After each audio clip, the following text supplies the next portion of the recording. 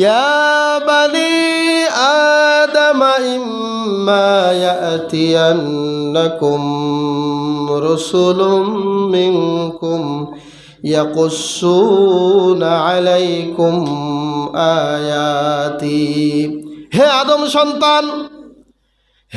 আদম সন্তান, তোমরা শুনে রেখো, ইম্মা ইয়াতিয়ান্নাকুম, অবশ্যই হয়তো তোমাদের নিকটে এসেছে, রসুলুম মিনকুম, তোমাদের মধ্য থেকে এমন কিছু ব্যক্তি রসুল হিসেবে তোমাদের কাছে আমি পাঠিয়েছি।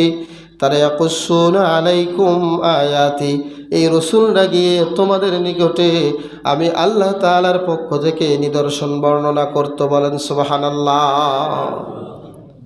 খবরদার ভুলে যেও না, আমি আল্লাহ যে তোমাদের নিকটে অনেক রসুল পাঠিয়েছি। এরপরে ফামানিত্তাকা ওয়া আসলাহা, যে ব্যক্তি নিজেকে বাঁচিয়ে রাখলো, মুত্তাকি হলো এবং নিজেকে সংশোধন করলো, ফালা খাউফুন আলাইহিম ওয়ালা হুম ইয়াহজানুন, তাদের কোনো ভয়ও নাই, তাদের কোনো চিন্তাও নাই। তার মানে যারা সময়কে ঠিকমতো কাজে লাগায়, আল্লাহ রাব্বুল আলামিন বলছেন তাদের কোনো সময় নিয়ে চিন্তার কারণ নাই।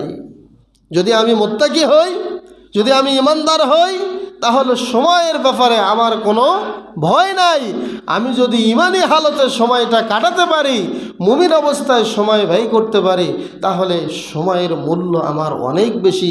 এই মূল্যটা আল্লাহ আমাকে অনেক দিয়ে দেবেন। সুবহানাল্লাহ। এরপরে আল্লাহ বলেছেন,